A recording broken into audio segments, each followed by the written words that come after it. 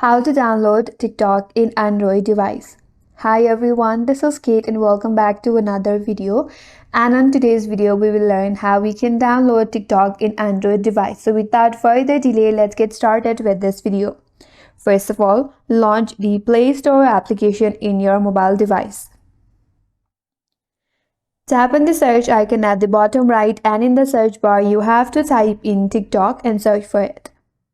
If the TikTok is available in your region, you will see TikTok application. All you have to do is tap on install button and installation may take some time. After that, your TikTok application will be installed in your device.